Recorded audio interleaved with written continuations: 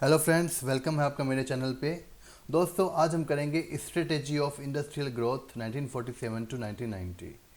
दोस्तों, आज हम इंडियन इंडस्ट्रियल ग्रोथ के बारे में पढ़ेंगे कि इंडिया की जो इंडस्ट्रियल सेक्टर है, जो इंडस्ट्रीज़ है, उसका विकास कैसे हुआ और इंडिया ने इसको डेवलप करने के लिए क्या क्या पॉलिसीज़ बनाई, क्या क्या प्लान बनाए और क्या इसके अचीवमेंट्स रहे, क्या फेलियर रहे, इससे जुड़ी कुछ टर्म्स हम करेंगे।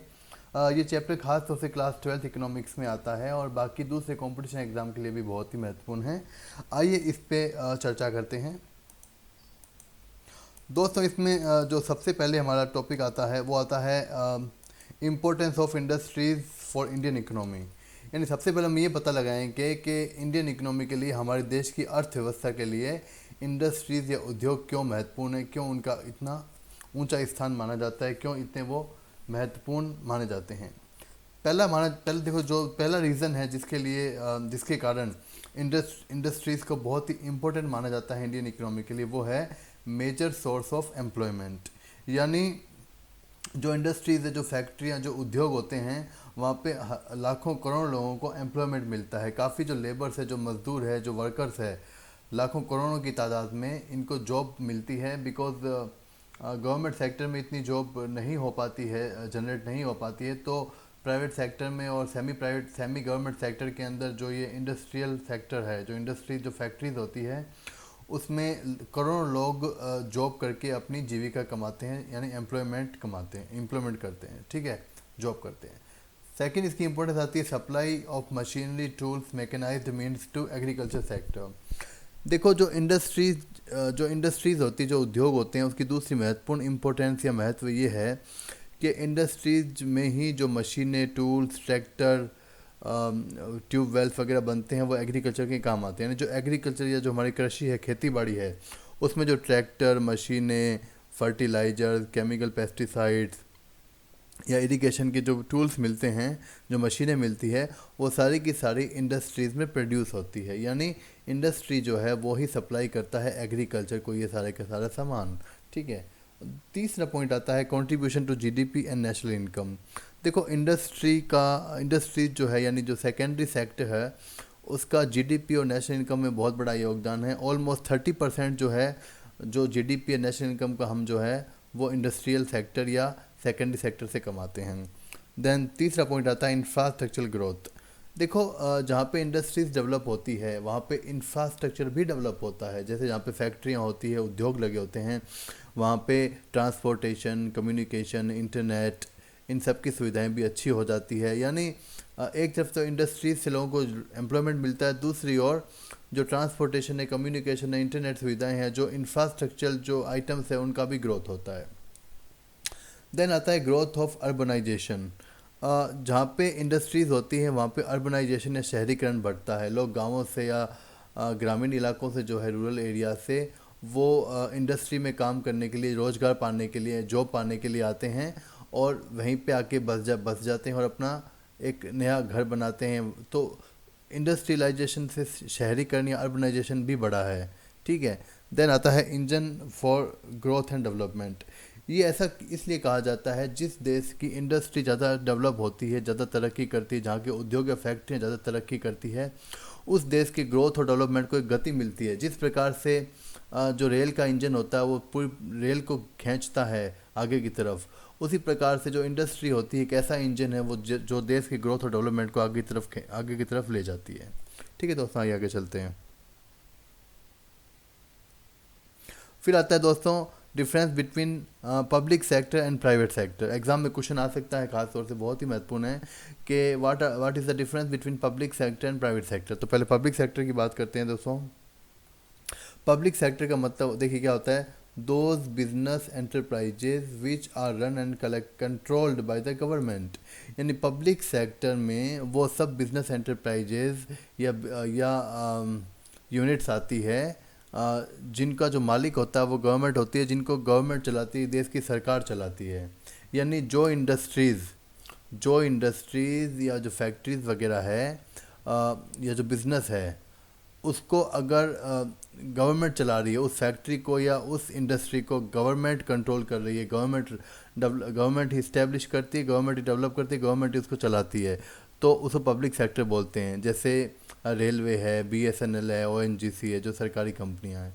देन इसका जो पब्लिक सेक्टर होता है उसका मोटिव होता है सोशल वेलफेयर, यानी गवर्नमेंट अगर चलाती है किसी इंडस्ट्री को तो उसका मकसद होता है, मुख्य उद्देश्य होता है सोशल वेलफेयर, जन कल्याण या सामाजिक कल्याण करना। जिसके एग्जांपल ले सकते हो आप, ओएनजीसी, बीएसएनएल, एचएएल, रेलवे की सेल वगैरह, ये सरकारी कंपनियां हैं या पब्लिक सेक्टर एंटरप्राइजेज अंडरटेकिंग से, यानी जो जिनको गवर्नमेंट रन करती है। दूसरा आता है प्राइवेट सेक्टर। प्राइवेट सेक्टर के अंदर वो बिजनेस एंटरप्राइजेज या वो इंडस्ट्रीज आती है जिसको जो कंट्रोल है वो प्राइवेट लोग करते हैं। टाटा, बिरला, अंबानी जैसे लोग जिन इंडस्ट्रीज़ को चलाते हैं वो प्राइवेट सेक्टर कहलाती है। लेकिन जो इनका मकसद, जो मोटिव होता है वो होता है प्रॉफिट मैक्सिमाइजेशन, अधिक से अधिक प्रॉफिट कमाना होता है। जैसे रिलायंस, टाटा, बिरला, अडानी वगैरह जो है ये प्राइवेट सेक्टर में आते हैं। आइए आगे चलते हैं। फिर आता है role of public sector government in industrial development in India, और why does direct participation of government is required for it.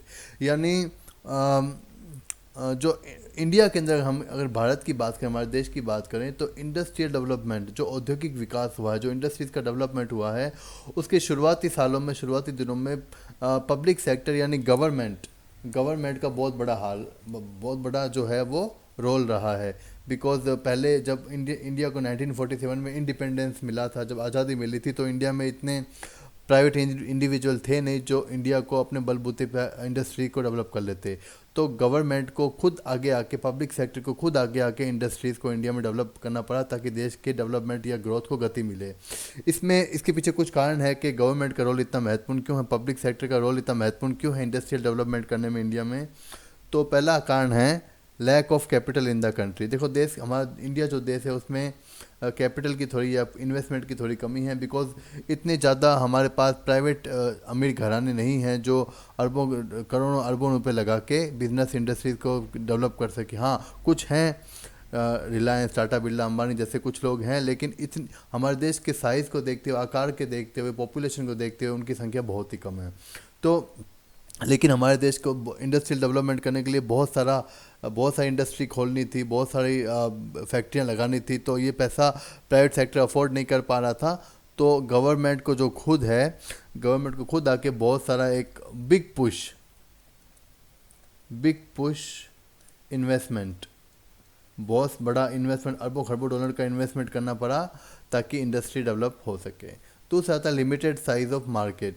देखो, इंडिया में जो मार्केट है वो साइज़ जो वो लिमिटेड माना जाता है। बिकॉज कोई मान लो प्राइवेट इंडिविजुअल, अंबानी, टाटा, बिरला या कुछ भी जो प्राइवेट इंडिविजुअल्स है, अगर प्राइवेट व्यक्ति अगर कोई बिज़नेस चलाता है तो वो ये देखता है कि भाई मेरा माल बिकेगा नहीं बिकेगा, मुझे प्रॉफिट मिलेगा नहीं मिलेगा।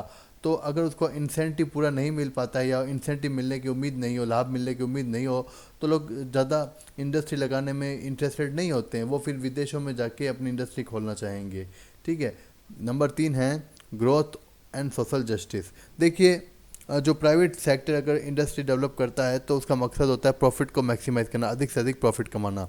लेकिन हमारे देश को ज़रूरत थी इंडिपेंडेंस के बाद देश का ग्रोथ और सोशल जस्टिस मिले, गरीबों को भी वस्तुएं मिले कम कीमत के ऊपर। तो इसके लिए गवर्नमेंट या पब्लिक सेक्टर को खुद आगे आके इंडस्ट्रियल डेवलपमेंट में अपनी महत्वपूर्ण पार्टिसिपेशन करना पड़ा था। आइए आगे चलते हैं। फिर आता है दोस्तों इंडस्ट्रियल पॉलिसी रेजोल्यूशन 1956, यानी भारत की औद्योगिक नीति 1956। इसे IPR 1956, इंडस्ट्रियल पॉलिसी रेजोल्यूशन 1956 बोलते हैं। अब सबसे पहले हम ये जानेंगे कि भाई इंडस्ट्रियल पॉलिसी होती क्या है। इंडस्ट्रियल पॉलिसी होती क्या, देखिए, it is a comprehensive action plan. Industrial policy जो है कॉम्प्रीहेंसिव, एक बहुत ही विस्तृत प्लान होता है जिसमें जो इंडस्ट्रीज़ है उसको स्टार्ट करने की प्रोसीजर, उसको चलाने की प्रोसीजर, उसके प्रिंसिपल, सिद्धांत, उसकी पॉलिसीज़, रूल्स, रेगुलेशंस, कंट्रोल, सब पूरा का पूरा जो है इंडस्ट्रियल सेक्टर को चलाने से लेकर कंट्रोल करने तक के सारे रूल्स एंड रेगुलेशंस होते हैं। और इसी इंडस्ट्रियल पॉलिसी के ऊपर हमारी देश की इंडस्ट्रियलाइजेशन किस ओर जाएगी, किस आकार में जाएगी, ये डिपेंड करता है। यानी इंडस्ट्रियल पॉलिसी जो होती है एक बहुत ही बड़ा कॉम्प्रिहेंसिव, एक बहुत बड़ा एक प्लान होता है, योजना होती है जिसमें इंडस्ट्रियल सेक्टर से related procedure, principle, policies, rules, regulation सभी शामिल होते हैं। इंडिया ने जो इंडस्ट्रियल पॉलिसी है वो 1956 में अपनाई थी। और ये जो है इंडस्ट्रियल पॉलिसी रेजोल्यूशन 1956, ये सेकंड 5 ईयर प्लान के अकॉर्डिंग बनाया गया था। आपको याद होगा कि जो सेकंड 5 ईयर प्लान था इंडिया में, उसका मुख्य मोटिव या ऑब्जेक्टिव था इंडस्ट्रियल सेक्टर को डेवलप करना। तो उसी के तहत 1956 में इंडस्ट्रियल पॉलिसी रेजोल्यूशन 1956 लाया गया था, और इसका मुख्य मकसद था सोशलिस्ट पैटर्न ऑफ सोसाइटी। ठीक है, आइए आगे चलते हैं। फिर आता है दोस्तों इम्पोर्टेंट प्रोविजंस ऑफ IPR 1956, यानी जो इंडस्ट्रियल पॉलिसी रेजोल्यूशन 1956 है, उसके मुख्य प्रोविजंस क्या क्या है। तो इसमें सबसे पहले आता है 3 फोल्ड क्लासिफिकेशन ऑफ इंडस्ट्रीज, यानी इस योजना के इस IPR 1956 में इंडस्ट्रीज़ को 3 कैटेगरी में बांटा गया। पहला नंबर शेड्यूल ए, फिर शेड्यूल बी और शेड्यूल सी। शेड्यूल ए में वो इंडस्ट्रीज़ आती है जो कि एक्सक्लूसिवली, जिसको एस्टेब्लिश और डेवलपमेंट करने का जो अधिकार है, जो काम है, वो गवर्नमेंट का होगा और प्राइवेट सेक्टर उसको खोल नहीं सकता। यानी शेड्यूल ए में वो इंडस्ट्रीज़ आती है जिसको इस्टेब्लिशमेंट या डेवलपमेंट, यानी उसको शुरू करना और उसका विकास करना पूरी तरीके से गवर्नमेंट के हाथ में होता है, यानी पब्लिक सेक्टर के हाथ में होता है। प्राइवेट सेक्टर को उसमें एंट्री नहीं होती है। लगभग इसमें 17 इंडस्ट्रीज़ को रखा गया था, जैसे कि एटॉमिक एनर्जी, डिफेंस, रेलवे आदि। ठीक है। दूसरा शेड्यूल बी में आता है वो इंडस्ट्रीज़ जिसे प्राइवेट सेक्टर और पब्लिक सेक्टर, यानी निजी लोग और गवर्नमेंट दोनों ही खोल सकते हैं। लेकिन इसमें क्या था, जो गवर्नमेंट को प्राइमरी रोल निभाना था और प्राइवेट सेक्टर को सेकेंडरी रोल निभाना था। यानी इंडस्ट्री की जो इस्टेब्लिशमेंट है, जो शुरुआत है, तो वो तो गवर्नमेंट करेगी और बाद में थोड़ा बहुत उसको डेवलप करके फिर वो प्राइवेट सेक्टर को शिफ्ट कर देगी या बेच देगी, फिर प्राइवेट सेक्टर उसको संभालेगा। तो इसे कहते हैं शेड्यूल बी में इन इंडस्ट्रीज़ को शामिल किया गया। इसमें 12 यानी 12 इंडस्ट्रीज को शामिल किया गया था, जैसे फर्टिलाइजर, माइनिंग आदि इंडस्ट्रीज इसमें आती है। तीसरा आता है शेड्यूल सी। इसमें जो शेड्यूल ए और शेड्यूल बी में इंडस्ट्रीज़ दी गई उनको छोड़ के जितनी भी, यानी 17 प्लस ये जो कितने हो गए, 17 + 12 29 इंडस्ट्रीज़ को छोड़ के बाकी जितने भी इंडस्ट्रीज़ है वो इसके अंदर आते हैं, और इनको जो है चलाने का अधिकार प्राइवेट सेक्टर को दे दिया गया था। ठीक है, आइए आगे चलते हैं। इसका पहला प्रोविज़न तो क्या था, पहला प्रोविज़न हमने पढ़ लिया। IPR 1956 का पहला प्रोविज़न था कि इंडस्ट्रीज़ को 3 कैटेगरी में बांटा गया था। फिर आता है इंडस्ट्रियल लाइसेंसिंग। सेकंड प्रोविज़न क्या था, इंडस्ट्रियल लाइसेंसिंग। इसका मतलब ये हो गया कि कोई भी प्राइवेट सेक्टर या प्राइवेट व्यक्ति अगर इंडस्ट्री या फैक्ट्री खोलना चाहता है तो उसको पहले गवर्नमेंट से लाइसेंस लेना पड़ेगा। बिगर लाइसेंस लिए industry can not be opened. ठीक है। और इंडस्ट्री खोलने के साथ साथ अगर इंडस्ट्री का थोड़ा एक्सपेंड करना, बढ़ाना भी है, एक फैक्ट्री और खोलनी है या प्रोडक्शन को बढ़ाना है या नई गुड का डाइवर्सिफिकेशन करके नई गुड भी बनानी है, तो उसे लाइसेंस लेना अनिवार्य होगा प्राइवेट सेक्टर को गवर्नमेंट से। ठीक है। तीसरा था इंडस्ट्रियल कंसेशन। इसका मतलब ये हो गया कि इसमें गवर्नमेंट ने ये अनाउंस किया, ये ऑफ़र किया कि अगर बैकवर्ड रीजन, जो पिछड़े हुए जो ग्रामीण एरिया है या जो बैकवर्ड रीजन है, जो गरीब क्षेत्र है, अगर कोई प्राइवेट एंटरप्राइजेज या प्राइवेट जो है प्राइवेट सेक्टर वाले लोग वहाँ जाके फैक्ट्री खोलते हैं, इंडस्ट्री खोलते हैं, तो उनको काफ़ी कंसेशन मिलेंगे, छूट मिलेगी। जैसे उनको जो कुछ सब्सिडी मिलेगी, जैसे इलेक्ट्रिसिटी उनको सस्ती मिलेगी, या टैक्स हॉलीडे यानी कुछ सालों तक उनसे टैक्स नहीं लिया जाएगा, आदि कंसेशन मिलेंगे। फिर आता है फॉरेन कैपिटल, यानी 1956 की जो इंडस्ट्रियल पॉलिसी थी उसमें ये भी अलाउ कर दिया गया कि बिज़नेस के अंदर फॉरेन कैपिटल, FDI और पोर्टफोलियो इन्वेस्टमेंट, विदेशों से भी इन्वेस्टमेंट लिया जा सकता है। फिर दोस्तों अपना आता है इस वीडियो का last topic, small scale industry and cottage industry. हमें पता होना चाहिए what is the difference between cottage industry and small scale industry. पहले मैं कॉटेज इंडस्ट्री यानी कुटीर उद्योग की बात करता हूँ। हिंदी में क्या बोलते हैं इसको, कुटीर उद्योग। कुटीर उद्योग। देखो दोस्तों, ए स्मॉल इंडस्ट्री और business started by the family members in a house, यानी जब एक मकान में या किसी छोटी सी जगह पे एक परिवार के सदस्यों के द्वारा, फैमिली मेम्बर्स के द्वारा, 5 से 10 फैमिली मेम्बर्स भी हो सकते हैं और 2-4 वो मजदूर भी रख सकते हैं कुछ, तो जो बिज़नेस एक ही मकान के अंदर या छोटी सी जगह पे एक ही परिवार के सदस्यों के द्वारा ओपन किया जाता है, उसे कॉटेज इंडस्ट्री बोलते हैं। इसमें बहुत ही कम कैपिटल या इन्वेस्टमेंट की ज़रूरत होती है। इसमें 5 से लेकर 10 तक लेबर हो सकते हैं। ये लेबर इंटेंसिव होती है, यानी ज़्यादातर इसमें लेबर काम में मजदूरी काम करते हैं, मशीनरी वगैरह इसमें कम चाहिए। इसके एग्जांपल हो गए पापड़, भुजिया, अचार वगैरह इसके एग्जांपल है। फिर आता है स्मॉल स्केल इंडस्ट्री यानी लघु उद्योग। लघु उद्योग के जो डेफिनेशन है वो इन्वेस्टमेंट को लेके बनाई गई है। यानी अगर किसी बिजनेस में या इंडस्ट्री के अंदर 5 करोड़ रुपए तक, अप टू 5 करोड़, 5 करोड़ रुपए तक का इन्वेस्टमेंट किया गया है मशीनों पे, एसेट्स पे या फैक्ट्री के ऊपर, तो उसे स्मॉल स्केल इंडस्ट्री माना जाएगा। ये भी बहुत लेबर इंटेंसिव होती है, यानी ज़्यादा लेबर काम होता है, और लेबर इंटेंसिव होने के कारण स्मॉल स्केल इंडस्ट्री बहुत ज़्यादा महत्वपूर्ण बन जाती है, बिकॉज ये लोगों को एम्प्लॉयमेंट देती है। करोड़ों लोग, लाखों करोड़ों लोग स्मॉल स्केल इंडस्ट्रीज़ में काम करके अपनी जीविका कमाते हैं, रोज़गार कमाते हैं, एम्प्लॉयमेंट जॉब करते हैं।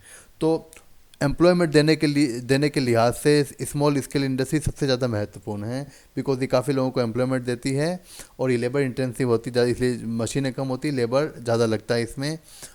ये जो स्मॉल स्केल इंडस्ट्री है, इसको रूरल डेवलपमेंट, गाँव का विकास करने के लिए, अगर अगर कहा गया कि अगर किसी ग्रामीण एरिया का, गाँवों का विकास करना है तो वहाँ पे स्मॉल स्केल इंडस्ट्री खोलनी चाहिए। इसकी सिफारिश की थी कर्वे कमेटी ने की थी। तो दोस्तों, मैंने ये आपके सामने वीडियो बनाया है, ये इंडस्ट्रियल सेक्टर का मैंने बनाया है।